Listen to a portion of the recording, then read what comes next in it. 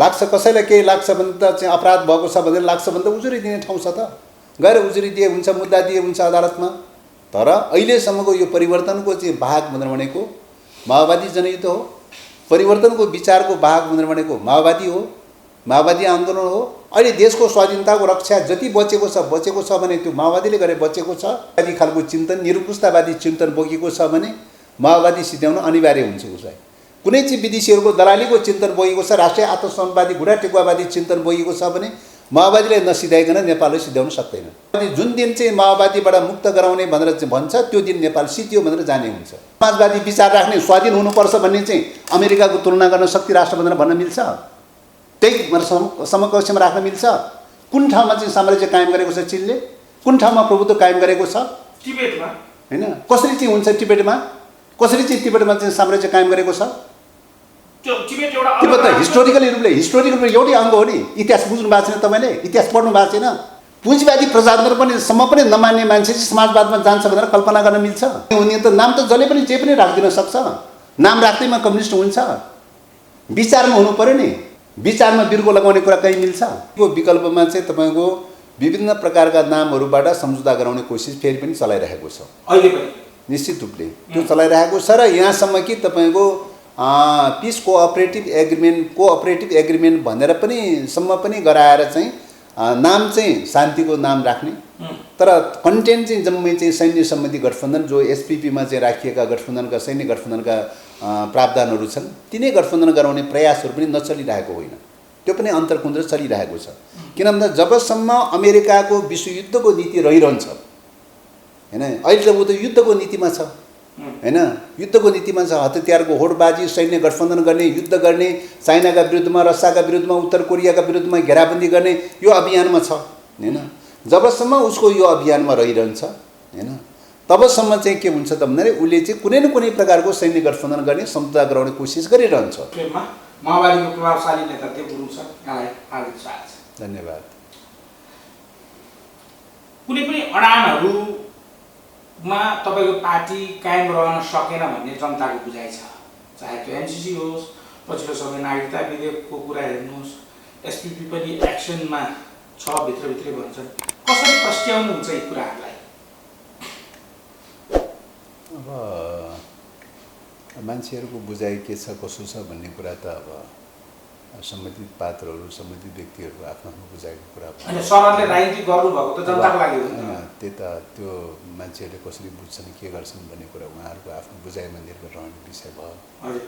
तर अब नेकपा माओवादीको सन्दर्भमा भन्नुपर्दाखेरि जे नीतिगत रूपले जे तय गर्नुपर्ने हो, जे निर्णय गर्नुपर्ने हो, तत्कालको परिस्थितिमा आवश्यकता अनुसार नै निर्णयहरू गर्ने गरिरहेको अवस्था हो हैन।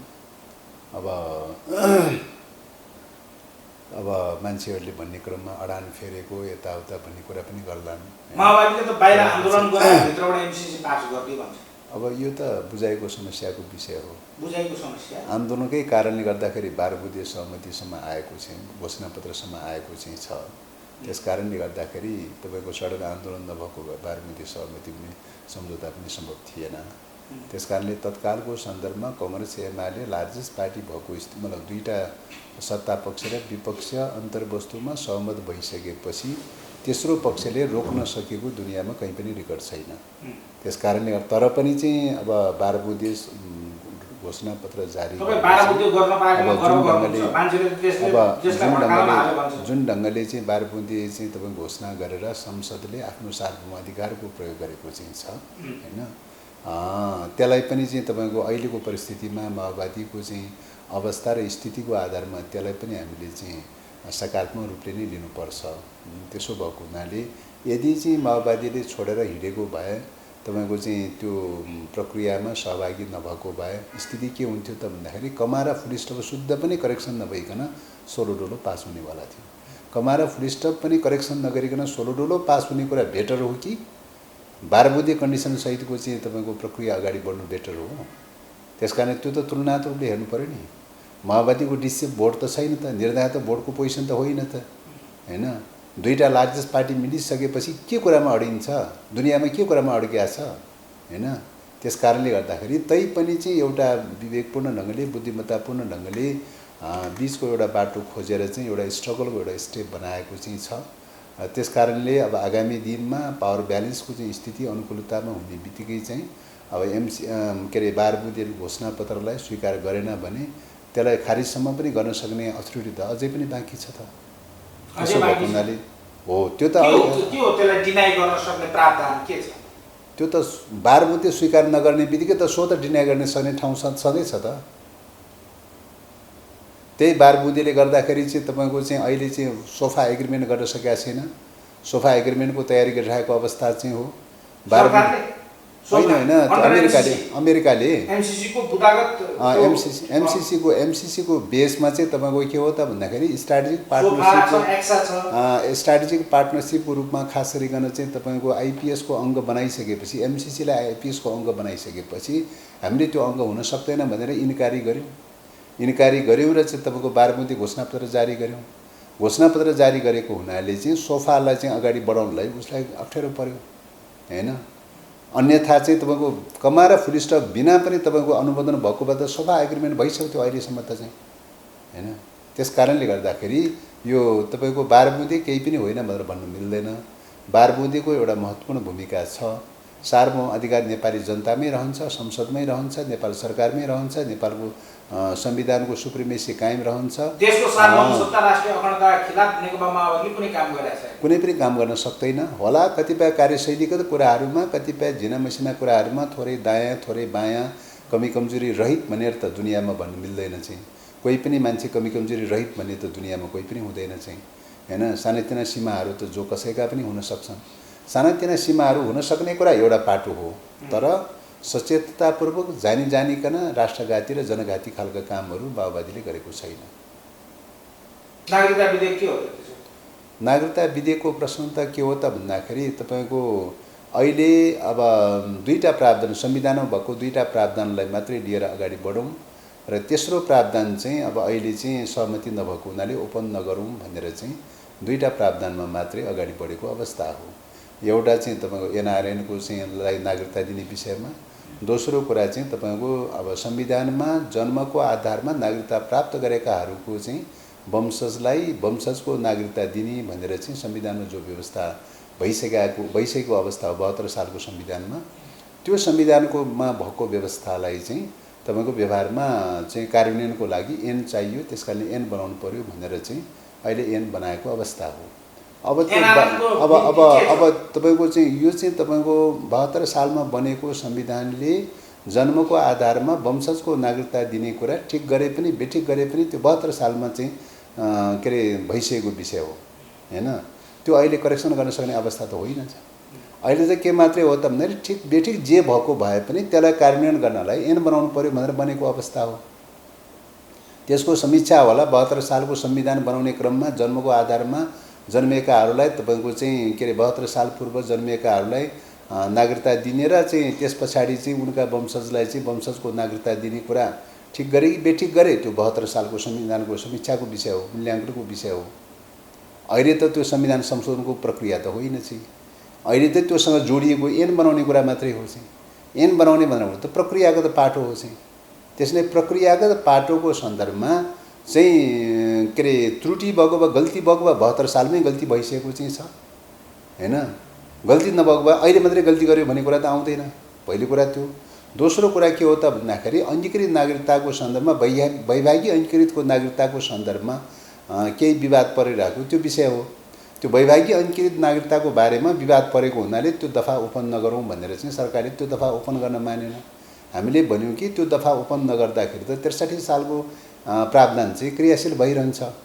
त्यस कारणले गर्दाखेरि त्यो दफा अहिले ओपन गरेर चाहिँ त्यसमा सहमति जुटाएर अगाडि बढौँ भनेर भनेको चाहिँ होइन। अब अहिले सहमति जुटाउन सकिँदैन, त्यसमा दफा ओपन नगरौँ भनेर चाहिँ 63 सालको चाहिँ के अरे त्यो प्रावधान चाहिँ ओपन गर्न मानेन चाहिँ होइन। अब पछाडि चाहिँ सहमति जे हुन्छ त्यो सहमति भएअनुसार त्यो दफा ओपन गरेर चाहिँ संशोधनको प्रक्रिया गरौँला। अहिले चाहिँ त्यसमा सहमति नभएको हुनाले त्यो दफा ओपन नगरौँ भनेर चाहिँ मानेन सरकार। परेको कुरा त्यति मात्रै हो चाहिँ। त्यस कारणले गर्दाखेरि चाहिँ अहिले गर्न पाएको भए सहमति जुट्न पाएको भए अझ राम्रो हुन्थ्यो भन्ने हाम्रो भनाइ हो अहिले सहमति जुटाउन सकिँदैन, दलहरू बिचमा यो चाहिँ वैवाहिक ऐक्यकृतको बारेमा सहमति जुटाउन सकिँदैन, अलिकति वेट एन्ड सी गरौँ भनेर चाहिँ बनेको कुरा हो हैन। डन्डरै भइसक्यो भन्ने कुरा त होइन। बाहिर त कुरा अर्कै रूपमा आएन नि सर। बाहिर त यथार्थ कुरा आयो कि आएन भन्ने कुराको समीक्षा गर्ने विषय भयो त बाहिर त दिल्ली जानुभयो अनि त्यो त चाहिँ मतलब के अरे शङ्का आशङ्काले चाहिँ तपाईँको लङ्का उडाउँछ भने जस्तो चाहिँ तपाईँको यो खालको कुरा हो, शङ्का र आशङ्काको रूपमा चाहिँ चलिरहेको कुरा हो। यथार्थतामा त तपाईँको के हो त भन्दाखेरि नागरिकता विधेयकको सन्दर्भमा यो चाहिँ तपाईँको जन्मको आधारमा तपाईँको चाहिँ वंशजको चाहिँ नागरिकता दिनुपर्छ भन्ने कुरा संविधानमा छिरिसकेको छ।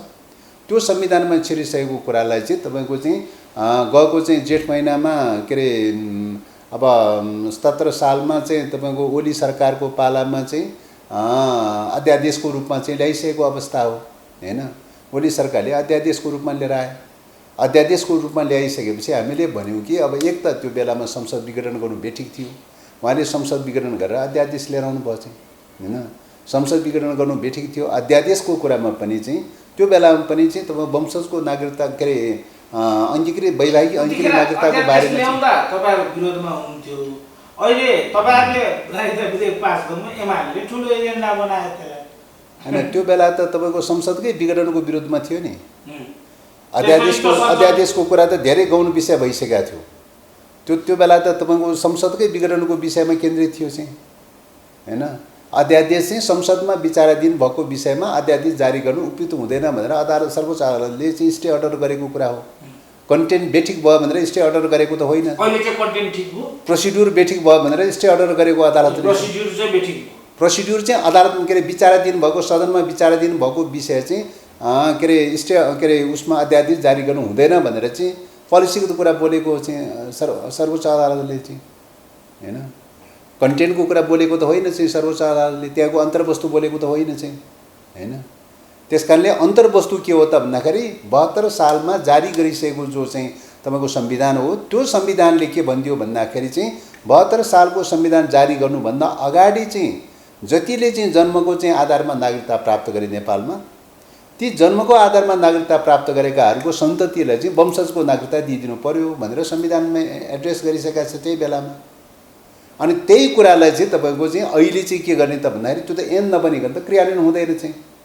ऐन बनाउनु पर्यो भनेर त्यही बेलादेखि कुरा उठिरहेको थियो। अहिले त्यही ऐन बनाएर जारी गरेको कुरा हो चाहिँ। राष्ट्रपतिले रिजेक्ट गरिदिनु भयो भने के गर्नुहुन्छ तपाईँ? अब राष्ट्रपतिको कुरा, राष्ट्रपतिको चाहिँ तपाईँको अब अहिलेको चाहिँ संवैधानिक व्यवस्था अनुसार चाहिँ त अब मन्त्री परिषदले सिफारिस गरेको कुरा, संसदले सिफारिस गरेको कुराहरूलाई चाहिँ त उहाँले फलो गर्नुपर्ने देखिन्छ। त्यसैलाई चाहिँ प्रमाणीकरण गर्नुपर्ने देखिन्छ अहिलेको संविधान। अब राजनीतिक रूपले केही ठान्नु भयो र केही सोच्नु भयो र चाहिँ उहाँले रिजेक्ट गर्नु भएछ भने राजनीतिक बहसको विषय बन्छ, छलफलको विषय बन्छ। त्यो चाहिँ रिजेक्ट गर्ने सम्भावना कतिको देख्नुहुन्छ? होइन, त्यो अहिलेको संविधानले त परिकल्पना गरेको देखिँदैन। अब तपाईँको चाहिँ संविधानले परिकल्पना नगरेको कुरा ओलीजीले संसद पनि भङ्ग गर्नुभयो त हैन। संविधानले चाहिँ परिकल्पना गरेको त थिएन चाहिँ तपाईँको 76-5 को सरकार विफल नहुँदासम्म चाहिँ 76-7 आकर्षित नहुँदासम्म संसद विघटन गर्ने परिकल्पना गरेको थिएन संविधानले। तैपनि ओलीजीले गर्नुभयो त्यो बेलामा चाहिँ हैन। त्यस कारणले गर्दा त्यस्तै ढङ्गले चाहिँ तपाईँको चाहिँ अब गर्नुभयो भने त चाहिँ अब उहाँले गर्नै सक्नुहुन्न भनेर त भन्न नसकेला हैन। तर संविधानको दायराभित्र संविधानको प्रावधानले त त्यो दिएको देखिँदैन। उहाँले अरू कुनै स्टेप चाल्नुभयो भने त्यो राजनीतिक स्टेप हुन्छ। त्यो संवैधानिक स्टेप भन्दा पनि राजनीतिक स्टेप हुन्छ, राजनीतिक निर्णय हुन्छ। राजनीतिक निर्णय त पब्लिकको बिचमा छलफल हुन्छ, बहस हुन्छ, कुन ठिक कुन बेठिक भन्ने कुरा, गर्नु ठिक थियो कि बेठिक थियो भन्ने कुरा पब्लिकको बिचमा छलफल हुन्छ, बहस हुन्छ। जसरी ओलीजीले बालुवाटार छोड्नु पर्यो त्यस्तो हुन सक्छ अवस्था। अब होइन, के हुन्छ के हुँदैन अब चाहिँ राजनीतिक बहसको प्रक्रिया। राष्ट्रपतिले रिजेक्ट गर्यो भने तपाईहरुले महाभियोग लाउनुहुन्छ? अब यो चाहिँ तपाईँको के अरे अब यो भविष्यको बारेमा अहिले नै अनुमान गर्ने विषय हुँदैन चाहिँ। कुनै पनि विषय त्यसरी गर्नु सोच्नु मिल्दैन। किन भन्दाखेरि चाहिँ तपाईँको चाहिँ अब अहिलेसम्मको सन्दर्भमा संवैधानिक राष्ट्रपति भएको हुनाले चाहिँ संविधानले व्यवस्था गरे अनुसार सरकारले गरेका सिफारिसहरू, संसदले गरेका सिफारिसहरू संसदले पास गरेका विषयहरूमै प्रमाणीकरण गर्ने प्रणाली हो। हिजो प्रचण्डजीले सेनापति कटुवाललाई हटाउँदाखेरि राष्ट्रपतिजीले त वेट गरिदिनु भयो, राजनीतिक निर्णय गरिदिनु भयो। त्यही त राजनीतिक निर्णयहरू चाहिँ तपाईँको गर्नुभएछ भने त संविधानभन्दा माथि चाहिँ तपाईँको अलग ढङ्गले राजनीतिक निर्णय गर्नुभएछ भने त्यो त पब्लिकली छलफल हुने विषय हो, बहस हुने विषय हो। राजनीतिक मुद्दामा त संविधानको दायराभन्दा बाहिर चाहिँ गरेको कुरा त होइन, त्यो त राजनीतिक रूपले छलफल हुने हो, बहस हुने विषय हो। ठिक कि बेठिक भन्ने कुरा छलफल हुने कुरा हो। अहिले डेमोक्रेसीमा हामीले सोच्ने कुरा चाहिँ के हो त भन्दाखेरि संविधानको दायराभित्र रहनुपर्छ, संविधानको दायराभित्र डिसिसन गर्नुपर्छ जे गर्दाखेरि पनि चाहिँ होइन, संविधानले दिएको मार्गचित्र अनुसार गर्नुपर्छ भन्ने मान्यता हो। संविधानको दायराभन्दा बाहिरबाट कदम चाल्नु भएछ भने पनि यो त राजनीतिक कदम हो। राजनीतिक कदमको बारेमा त छलफल हुन्छ, बहस हुन्छ, तर्क वितर्क हुन्छ। जसरी ओलीजीले चाल्नु भएको थियो, छलफल भएको थियो, बहस भएको थियो, पब्लिकली बहस भएको थियो चाहिँ होइन। त्यसो भएको हुनाले चाहिँ त्यो त चाहिँ छलफल त भइरहन सक्छ चाहिँ। एमसिसी पास गरेकोमा अलिकति पनि तपाईँलाई दुःख छैन? होइन, अब यो मतलब दुःख र नदुःखको प्रश्न होइन चाहिँ। अहिलेको परिस्थितिमा सत्तारूढ पक्षको लार्जेस्ट पार्टी र विपक्षको लार्जेस्ट पार्टी चाहिँ प्रमुख प्रतिपक्ष मिलिसकेपछि अरूले रोक्न सक्ने ताकत छैन, अरूले रोक्न सक्ने ताकत छैन संसदमा चाहिँ। अनि रोक्नै नसक्ने ताकत भएको चाहिँ मान्छेलाई चाहिँ तपाईँ किन रोकिनुहोस् भनेर भन्न मिल्छ, सुहाउँछ? एमाले पनि मिलेर त्यो पास गरेको भने त्यसमा त शङ्कै छैन नि त। त्यो त अन्तर्वस्तुमा त उहाँहरू त समान थियो त। एउटाले छिटो लिएर आऊ भनेर भन्ने, अर्कोले चाहिँ यिनीहरूले समाजवादी केन्द्र बनाउँछन्, यिनीहरू हुन् कम्युनिस्ट, एसपीपी, एमसीसी, यो के जाति राष्ट्रद्रोही हुन् यिनीहरू भनिरहेको छ होइन। अब देशद्रोही भनिरहेको छ। एसपीपीको सन्दर्भमा त सबैले चाहिँ तपाईँको सहमतिले रिजेक्ट गरेको चाहिँ छ, क्याबिनेटले निर्णय गरेर अस्वीकार गरेको चाहिँ छ होइन। एसपीपीको सन्दर्भमा त अहिले उठाउने ठाउँ त छैन चाहिँ। एमसीसीको सन्दर्भको कुरा गर्ने हो भने उहाँले किन क्याबिनेटबाट पास गर्ने भनेर निर्णय गर्नु, के अरे संसदबाट पास गर्ने भनेर क्याबिनेटले निर्णय गर्नुभयो त? उहाँले माघको चाहिँ 26 गते चाहिँ 76 सालको के अरे माघ 26 गते चाहिँ क्याबिनेटबाट बकाइदाले निर्णय गरेर चाहिँ संसदमा पेस गर्ने भनेर निर्णय गर्नुभयो क्याबिनेटले। किन निर्णय गर्नुभयो त चाहिँ? जबसम्म आइपिएसको पार्ट होइन भनेर भनिराखेको थियो, आइपिएसको पार्ट नहुँदासम्म पार्लिमेन्टबाट रेटिफाई गर्न नपर्ने। जब अमेरिकाले आइपिएसको पार्ट हो भनेर घोषणा गर्यो, आइपिएसको पार्ट हो भनेर घोषणा गरेपछि अनि 78 पार्लिमेन्टबाट अनुमोदन गर्नलाई चाहिँ क्याबिनेटबाट निर्णय गर्नुपर्ने। निर्णय किन गर्नुभयो त चाहिँ? क्वेसन त्यो हो नि। त्यहाँदेखि आफूले चाहिँ क्याबिनेटबाट पास हुनुपर्छ भनेर निर्णय गर्ने, क्याबिनेटबाट रोकौँ के अरे अनि पार्लिमेन्टबाट रोकौँ त्यो नगरौँ भनेर भन्दाखेरि चाहिँ कुनै पनि हालतमा हुँदैन चाहिँ। यो चाहिँ जसरी पनि पास गर्नुपर्छ, रोक्न पाइँदैन भनेर चाहिँ तपाईँको माथापेची गरेर बहस गर्ने। संशोधन गरौँ भनेर भन्दाखेरि कमाएर फुल स्टप पनि संशोधन गर्न सकिँदैन भनेर भन्ने। 12 बुन्देले त कमसेकम मानिदिनुहोस् भनेर भन्दाखेरि 12 बुन्दी 7 बुन्दी मान्दिनँ भनेर चाहिँ अस्वीकार गर्ने होइन। 16 डोलो पास गर्नुपर्छ, कमाएर फुल स्टप चाहिँ कहीँ इफ वर्ड कहीँ नराखिकन पास गर्नुपर्छ होइन भनेर भन्ने चाहिँ। त्यस कारणले गर्दाखेरि तपाईँको चाहिँ यो खालको मनस्थितिबाट आइरहेको चाहिँ तपाईँको चाहिँ अवस्थामा अहिले एमसीसीको बारेमा कुरा गर्ने नैतिक आधार त छैन त उहाँको त चाहिँ। त्यही त, त्यो त नैतिकता र इमान्दारिता गुमिसकेपछि त जे पनि भन्न सक्नुहुन्छ। उहाँले तपाईँलाई नैतिकता गुमेको भन्नुहुन्छ, कम्युनिस्ट हुँदा खाँदाको त्यत्रो कम्युनिस्ट पार्टी तोडफोड गर्ने अनि त्यो अब चाहिँ तपाईँको चाहिँ आफूले चाहिँ तपाईँको जे पनि गरिदिइरहने होइन, अरूलाई मात्रै दोष थुपार्ने कुरा त बेठिक हुन्छ होइन। आफूले चाहिँ तपाईँको कम्युनिस्ट पार्टीको चाहिँ रूपमा सञ्चालन गर्नुपर्ने भएपछि त कम्युनिस्ट पार्टीले के निर्णय गरेको छ, राजनीतिक प्रतिवेदनमा के निर्णय गरेको छ, नीति कार्यक्रममा के निर्णय गरेको छ, घोषणापत्रमा के भनेको थियो, त्यो आधारमा नै चल्नुपर्ने हो। त्यो मूल्य मान्यता छोडेर चाहिँ आफू हिँड्ने अनि अरूलाई चाहिँ तपाईँको चाहिँ पार्टी छोडेको भनेर भन्ने कुरा कहीँ हुन्छ होइन। पार्टीको कुरा गर्ने हो भने त मेजोरिटी त एकातर्फ थियो त होइन। अदालतलाई प्रयोग गरेर चाहिँ तपाईँको चाहिँ अब नामको सन्दर्भमा अदालतलाई दुरुपयोग गरेर चाहिँ नामको आधारमा अदालतले विभाजन गरिदिएको अवस्था मात्रै न हो होइन। पार्टी त मेजोरिटी थियो त चाहिँ। त्यस कारणले गर्दाखेरि विचारको हिसाबले, लाइनको हिसाबले, सबै हिसाबले त्यो बेलामा जे घोषणा गरिएको थियो, जे प्रतिबद्धता जाहेर गरिएको थियो, त्यो मान्यताभन्दा प्रतिकूल ढङ्गले उहाँ जानुभयो। राष्ट्रियताको मुद्दामा पनि, डेमोक्रेसीको मुद्दामा पनि, सबै मुद्दामा त्यो ढङ्गले जानुभयो। त्यसले गर्दाखेरि बहस सुरु भयो, छलफल सुरु भयो। डेमोक्रेसीमा बहस छलफल हुँदै हुँदैन भन्ने कुरा त होइन। छलफल र बहस सुरु भयो भन्ने नाममा उहाँले पार्टी फुटाइदिनु भयो चाहिँ हैन। त्यस कारणले गर्दाखेरि चाहिँ यो चाहिँ तपाईको पार्टीको चाहिँ सन्दर्भमा उहाँले चाहिँ तपाईको फुटाउने सवालमा त उहाँले कुनै नैतिक धरातल छैन अर्काले फुटायो भनेर भन्नका लागि चाहिँ हैन। एमसीसी को बारेमा उहाँलाई नैतिक रूपले चाहिँ कहीँ पनि आ गर्ने अधिकार पनि छैन उहाँलाई चाहिँ हैन। किन भन्दाखेरि चाहिँ आफूले चाहिँ निश्चित रूपले किन भन्दाखेरि उहाँले चाहिँ तपाईको क्याबिनेटबाट सदनबाट पास गर्नुपर्छ भनेर चाहिँ तपाईको निर्णय गर्ने सदनमा टेबल गरेर पटक चाहिँ सदनमा टेबल गरेर पास हुनुपर्छ भनेर प्रेसर गरिराख्ने चाहिँ हैन। पछिल्लो समयमा देउवाले चाहिँ सदनमा ल्याइसकेपछि किन टेबल गर्दैन चाहिँ छिटो टेबल गरेर चाहिँ यहाँ टेबल नगर भनेर चाहिँ टेबल चाहिँ कहिले टेबल नगर्ने कहिले छलफल नगर्ने कहिले समितिमा पठाउने दुनियाँभर भनेर रोक्न पाइन्छ। किन रोकिएको चाहिँ रोक्न पाइँदैन भनेर चाहिँ त्यत्रो चाहिँ तपाईको दबाब दिने हामीलाई चाहिँ हैन दबाब दिने। देउबासँग चाहिँ तपाईको एमसीसी कमा फुल स्टपसम्म पनि चाहिँ तपाईको दायाँ बायाँ नगरिकन पास गर्नुपर्छ भनेर चाहिँ दबाब दिने चाहिँ हैन। अनि चाहिँ हामीले एमसीसी पास गर्यो भनेर भन्न मिल्छ? त्यो त नैतिक इमानदारिताको पनि एक रौँ बराबर पनि रहेन नैतिक इमानदारिता भन्ने कुरा। राजनीतिको बैमानीको शेरबहादुरको प्रिय पात्र को प्रचण्ड कि ओली? अब शेरबहादुरजीको को प्रिय पात्र त्यो उहाँसँग सोध्ने विषय पर्यो हामीसँग सोध्ने विषय पर्यो। तपाईले एनालाइज गर्नु होला नि महसुस गर्नु भएको नि त प्रचण्डजीको सहयोगमा सरकार बनाएको छ ओलीसँग मिलेर काम हुन्छ हैन। त्यो त अब चाहिँ तपाईको शेरबहादुरजीको सन्दर्भमा के हो कसो हो भन्ने कुरा चाहिँ त्यो त अब तपाईले मूल्याङ्कन गर्ने कुरा हो। हामीले हेर्दाखेरि चाहिँ डेमोक्रेसीको मुद्दामा उहाँहरूको बीचमा केही फरक देखा पर्यो।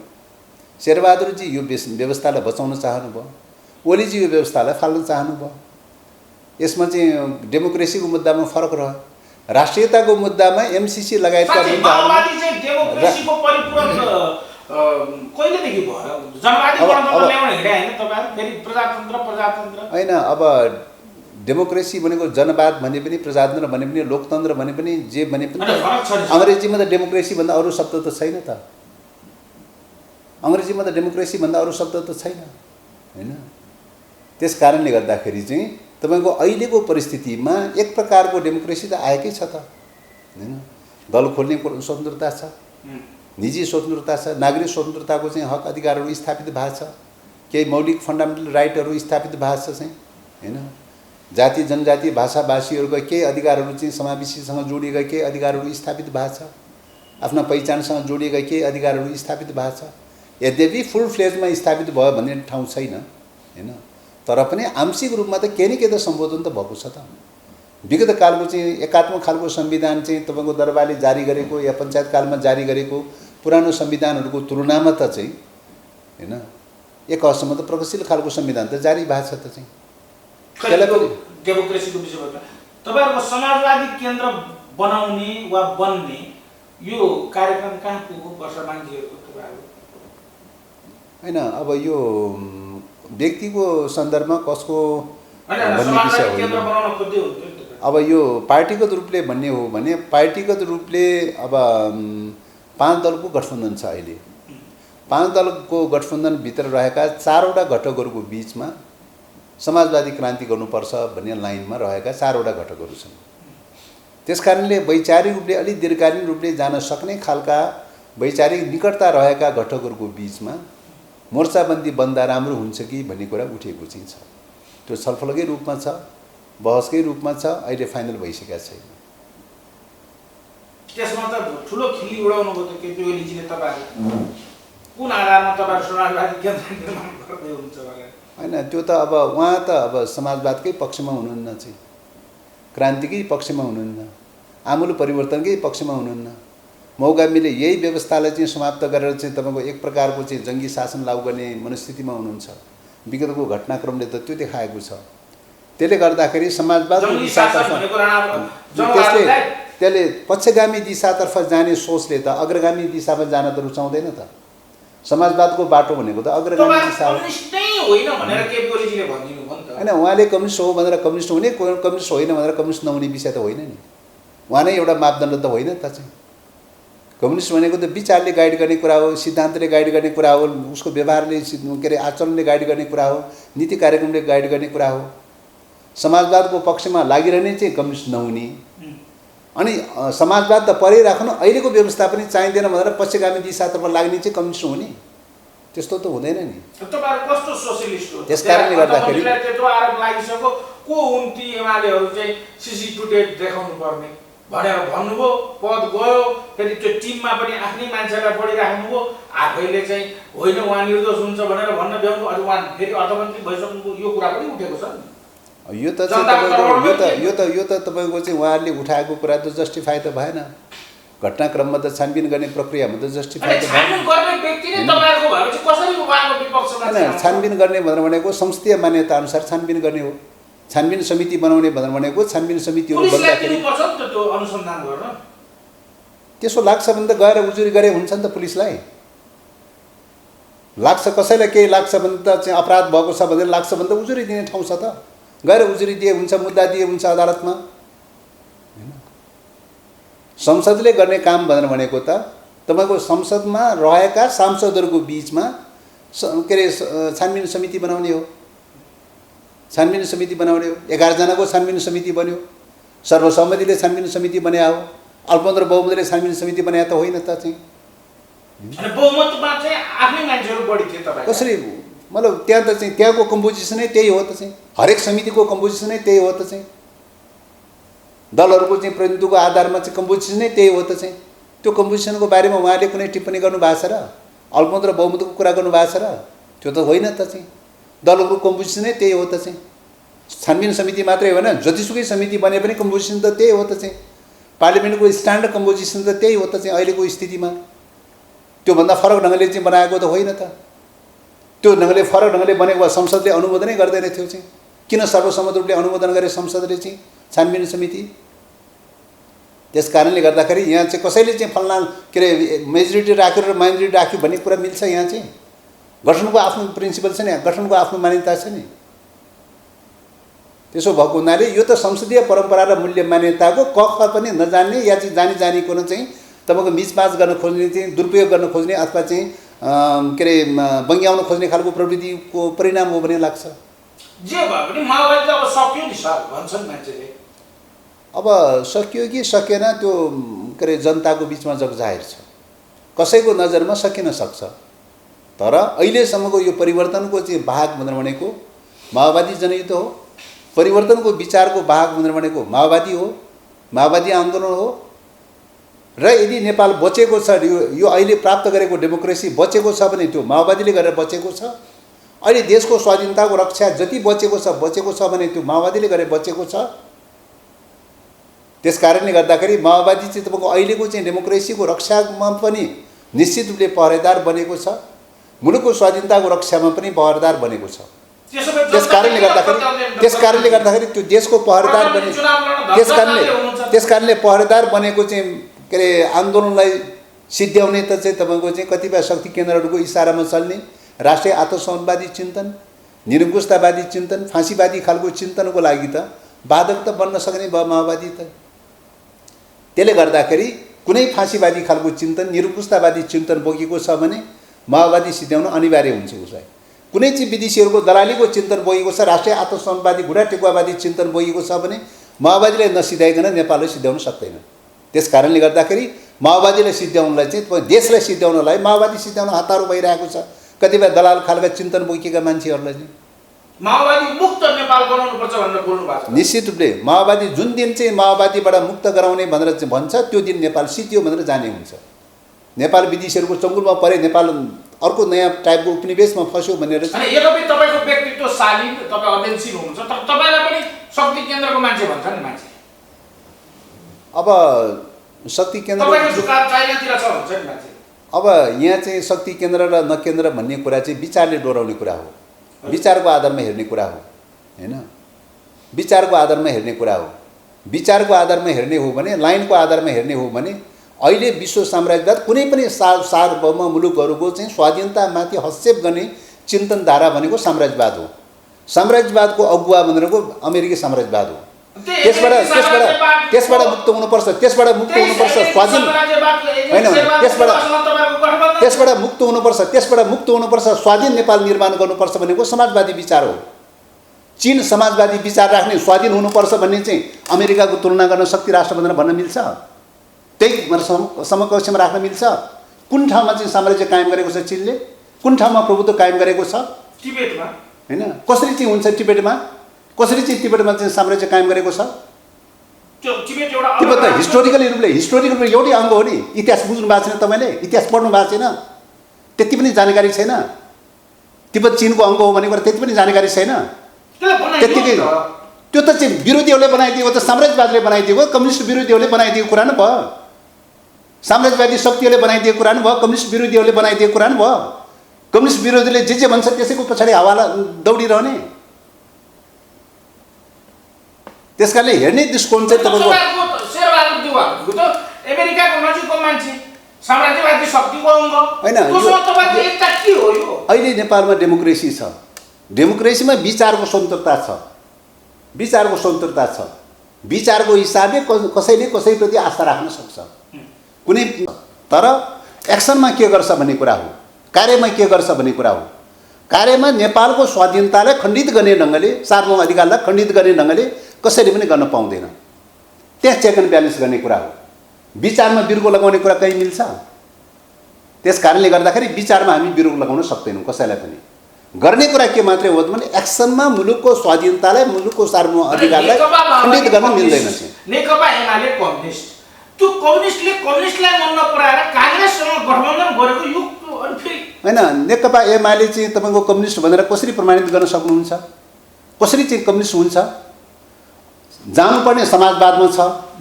अहिले पुँजीवादी प्रजातन्त्र छ। पुँजीवादी प्रजातन्त्र पनि सम्म पनि नमान्ने मान्छे चाहिँ समाजवादमा जान्छ भनेर कल्पना गर्न मिल्छ? उहाँको विगत कालको घटनाक्रमले त यो अहिलेको पुँजीवादी प्रजातन्त्रलाई पनि सिट्याएर चाहिँ तपाईँको चाहिँ निरङ्कुशतातर्फ लैजान खोज्नु भएको थियो। निरङ्कुशतातर्फ लैजाने चाहिँ प्रवृत्ति चाहिँ समाजवादी हुनसक्छ। निरङ्कुशतातर्फ लैजाने प्रवृत्ति कम्युनिस्ट हुनसक्छ। कम्युनिस्ट भनेको त डेमोक्रेसीको सबभन्दा उन्नत प्रकारको डेमोक्रेसी हो। उन्नत प्रकारको डेमोक्रेसीमा जानुपर्ने चाहिँ धारलाई चाहिँ तपाईँको चाहिँ छोडेर यथास्थितिको धारसम्म पनि पक्रन तयार नहुने धार चाहिँ त कम्युनिस्ट भनेर हुन्छ? नाम मात्रै भन्ने हुने त नाम त जसले पनि जे पनि राखिदिन सक्छ। नाम राख्दैमा कम्युनिस्ट हुन्छ? विचारमा हुनु पऱ्यो नि। विचारमा त तीनवटा धार हो अहिले चाहिँ। एउटा धार अग्रगामी धार हो, समाजवादको दिशामा जाने। दोस्रो धार बुर्जुवा डेमोक्रेसीमा रहिरहने, यथास्थितिमा रहिरहने धार हो। तेस्रो धार यो धारलाई पनि सिद्ध्याएर चाहिँ पक्षगामी दिशातर्फ लैजाने, पुरानै प्रणालीमा लैजाने धार हो। तीनवटा धार हो चाहिँ। तीनवटा धारको चाहिँ नेतृत्व चाहिँ यतिखेर चाहिँ तपाईँको चाहिँ पक्षगामी धारको नेतृत्व एमाले गरिरहेको छ, ओलीले गरिरहेको छ। म सबैलाई आरोप लगाउन चाहन्न, ओलीले गरिरहेको छ। यथास्थितिको धारको नेतृत्व नेपाली काङ्ग्रेस हो। अग्रगामी दिशामा जानुपर्छ भन्ने धारको नेतृत्व माओवादीले गरेको हो चाहिँ। त माओवादी एक्लैले सक्ने कुरो भएन चाहिँ। हामी कमजोर पोजिसनमा छौँ, एक्लैले सक्ने कुरो भएन। त्यस कारणले पक्षगामी धारमा जान नदिनका लागि चाहिँ यथास्थितिवादी धारसँग मोर्चाबन्दी गरेर चाहिँ अहिले लाग्नुपर्ने भइरहेको छ। गठजोडको रूपमा गठबन्धन गर्नुपर्ने भइरहेको चाहिँ छ। त्यही गठबन्धनले गर्दाखेरि अहिले कमसेकम यथास्थितिमा त टाँसिरहने स्थिति भएको चाहिँ छ। नत्र त यो यथास्थितिमा राख्नका लागि पनि प्रयत्न नगरेको भएदेखि त चाहिँ के हुन्थ्यो त भन्दाखेरि अहिलेको यथास्थितिसम्म पनि हुँदैन थियो। यो संविधान पनि रहँदैन थियो, अहिलेको यथास्थिति पनि हुँदैन थियो। मुलुक त जान्थ्यो पक्षगामी दिशातर्फ जान्थ्यो।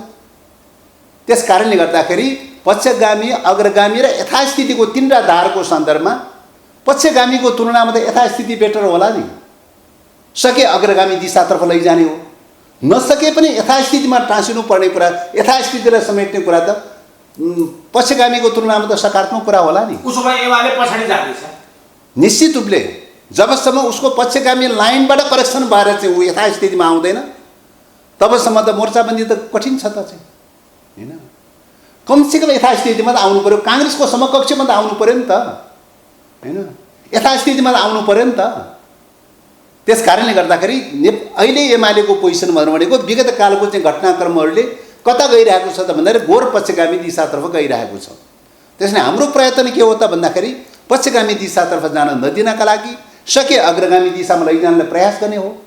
सकेन भने पनि कमसेकम काङ्ग्रेसको समकक्षमा यथास्थितिमा त लिएर आउने कोसिस त गर्नु पर्यो। प्रयास त त्यो हो नि। केपी ओलीजीले गठबन्धन बाहेकका कम्युनिस्टहरूलाई एक हुन आग्रह गर्नुभएको छ। हैन। त्यो भनेको चित्रबहादुर केसी, सीपी मैनाली अब उहाँले त अब चाहिँ तपाईँको चाहिँ गठबन्धनको क्रममा त 9 दलीय गठबन्धन गर्नुभयो। उहाँले चाहिँ 9 दलीय गठबन्धनमा विगत कालको स्थानीय चुनावमा 9 दलीय गठबन्धन गर्नुभयो। 9 दलीय गठबन्धनमा को हुनुहुन्थ्यो त तपाईँलाई थाहा छँदैछ। सीके राउत हुनुहुन्थ्यो चाहिँ नेपाल विखण्डन गर्नुपर्छ भनेर चाहिँ धार्मिक संस्थाको रूपमा चाहिँ तपाईँको क्रिस्चियन धार्मिक संस्थासँग बढी मतलब मान्यताको आधारमा चलिरहेको चाहिँ तपाईँको चाहिँ एकनाथ ढकालजीको परिवार दल पनि त्यहाँ हुनुहुन्थ्यो चाहिँ हैन।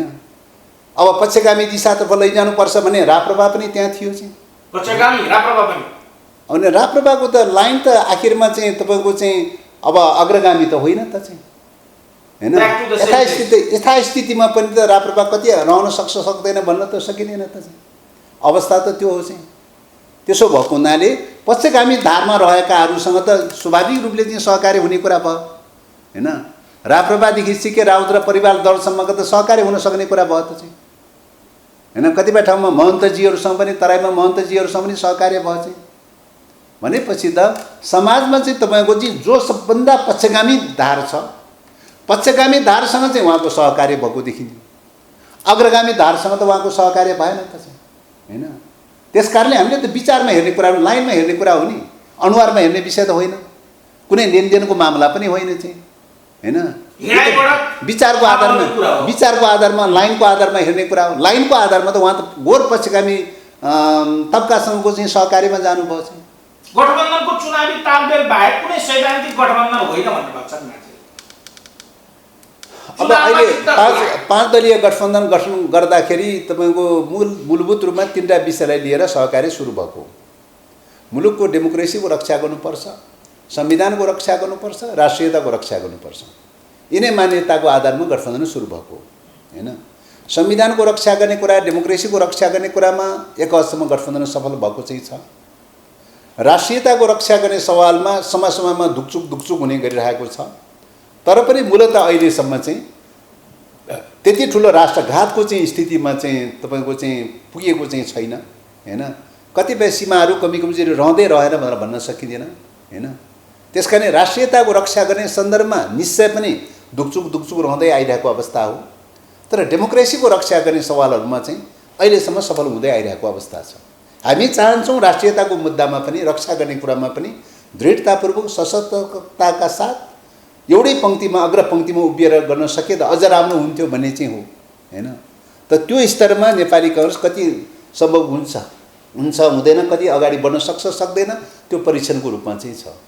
ज्यादा नभए नेकपा माओवादीकै प्रयत्नले एमसीसी मा फुलस्टपकोमा लाग्यो, जसको कारणले अमेरिकीहरूले सोफा र एक्सा अगाडि बढाउन सक्दैनन्, जसको कारणले एसपीपी को पनि कुनै ठाउँ छैन नेपालमा भनेर भन्नु खोज्दै हैन। एसपीपी को विकल्पमा चाहिँ तपाईको विभिन्न प्रकारका नामहरूबाट सम्झौता गराउने कोसिस फेरि पनि चलाइरहेको छ अहिले पनि निश्चित रूपले त्यो चलाइरहेको छ। र यहाँसम्म कि तपाईको पीस कोअपरेटिभ एग्रिमेन्ट भनेर पनि सम्म पनि गराएर चाहिँ नाम चाहिँ शान्तिको नाम राख्ने, तर कन्टेन्ट चाहिँ जम्मै चाहिँ सैन्य सम्बन्धी गठबन्धन जो एसपीपीमा चाहिँ राखिएका गठबन्धनका सैन्य गठबन्धनका प्रावधानहरू छन् तिनै गठबन्धन गराउने प्रयासहरू पनि नचलिरहेको होइन, त्यो पनि अन्तर्कुन्द्र चलिरहेको छ। किनभने जबसम्म अमेरिकाको विश्वयुद्धको नीति रहिरहन्छ हैन, अहिले त ऊ त युद्धको नीतिमा छ हैन, युद्धको नीतिमा छ। हतियारको होडबाजी, सैन्य गठबन्धन गर्ने, युद्ध गर्ने, चाइनाका विरुद्धमा, रसियाका विरुद्धमा, उत्तर कोरियाका विरुद्धमा घेराबन्दी गर्ने यो अभियानमा छ हैन। जबसम्म उसको यो अभियानमा रहिरहन्छ हैन तबसम्म चाहिँ के हुन्छ त भन्दाखेरि उसले चाहिँ कुनै न कुनै प्रकारको सैन्य गठबन्धन गर्ने, सम्झौता गराउने कोसिस गरिरहन्छ। त्यसकारण त्यसबाट हामी चनाखो रहनुपर्ने कुरा हो, सतर्क रहनुपर्ने, सजग रहनुपर्ने कुरा हो। हामी पञ्चशीलको सिद्धान्त, असंलग्न आन्दोलन, कुनै पनि प्रकारको युद्धकोमा लाग्दैनौँ, कुनै पनि प्रकारको सैन्य गठबन्धनमा लाग्दैनौँ, कुनै पनि प्रकारको हतियारको होडबाजीमा हामी लाग्दैनौँ। हामी शान्ति भन्दै शान्तिको नारा दिनुपर्ने बेला छ हैन। शान्तिको नारा हाबी गराउन सक्यौँ, कुनै पनि प्रकारको सैन्य गठबन्धनबाट नेपाललाई बचाउन सक्यौँ भने नेपाल बच्यो। होइन नेपाल चाहिँ कुनै पनि प्रकारको सैन्य गठबन्धनमा गयो चाहिँ हैन, सैन्य गठबन्धनमा गयो अथवा अर्को शब्दमा अहिले अभियान त अमेरिकाले चलाइरहेको छ सैन्य गठबन्धनको अभियान, अमेरिकी सैन्य गठबन्धनको प्रक्रियामा गयो भने नेपालको अस्मिता समाप्त भयो। यो कुरा हजुरले त बुझ्नु भएको छ, प्रचण्डजीले पनि बुझ्नु भएको छ। होइन बुझ्नुभएको अध्यक्षलाई चाहिँ तपाईँको त्यो ढङ्गले अवमूल्यन गर्न मिल्दैन। बुझ्नुभएको छैन भन्ने कुरा तपाईँले उहाँसँग सोध्नु, उहाँका अभिव्यक्तिहरूले बुझ्नु भएको छैन होइन। अहिलेसम्म त्यो आन्दोलनको अगुवा गर्ने चाहिँ उहाँ चाहिँ प्रसन्न हुने, माओवादी आन्दोलनको विचारको अगुवा गर्ने चाहिँ उहाँ हुने, अनि उहाँले चाहिँ बुझ्नु भएको छैन भनेर अवमूल्यन गर्न मिल्छ? त्यस कारणले गर्दाखेरि यो त सामान्य रूपले चाहिँ कम्युनिस्ट आन्दोलनको सामान्य प्रक्रिया पनि नबुझ्ने मान्छेहरूले, राष्ट्रिय स्वाधीनताको आन्दोलनको सामान्य पनि प्रक्रिया पनि नबुझ्ने मान्छेहरूले चाहिँ उठाउने खालका कुराहरू हुन्।